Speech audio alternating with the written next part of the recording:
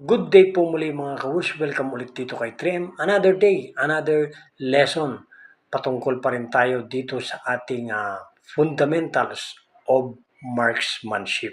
Ano po, ang inyong nakikita ay target sa unahan at pag inangat na po ninyo ang inyong pistol, ang una pong sisilipin ninyo ay ang inyong rear sight. Yan po, no? Rear sight yan. So, rear sight, ang sunod pong iangat nyo ay yung unahan ng inyong baril. Lalabas po dyan ay yung front sight. Yan, ganyan ang front sight ninyo. Yan, pag sasamahin nyo yan.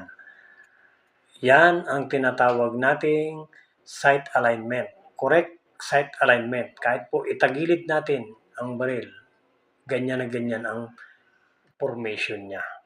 No? Pag sinisilip nyo po, rear sight to front sight, ganyan ang formation.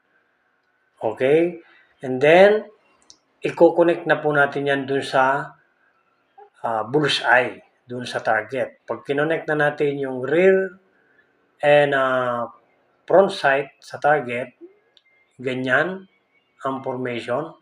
Gitna po ng bullseye, yan ang tinatawag na nating correct sight picture. Ayan.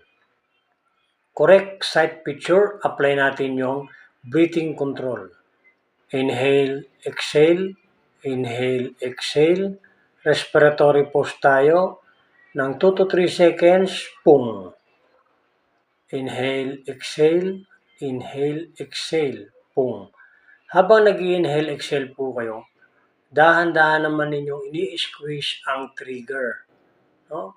Eksakto pag-squeeze nyo ng trigger, respiratory pause, exhale, pum.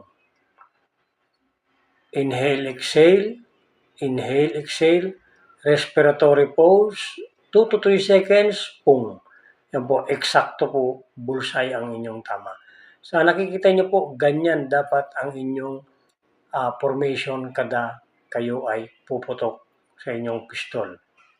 Pero bago kayo pumutok, siyempre mag-penciling po muna kayo para kayo ay makatipid sa bala. Ganito rin po ang application sa penciling.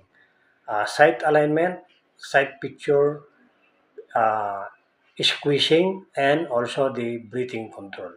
So paulit-ulit lang po ang ating sequence ng ating fundamentals of marksmanship at hopefully po ay may natutunan tayo sa lahat ng ating mga video at patuloy pa rin tayo maglalabas na iba pang mga video patungkol sa ating fundamentals of marksmanship. Maraming pong salamat.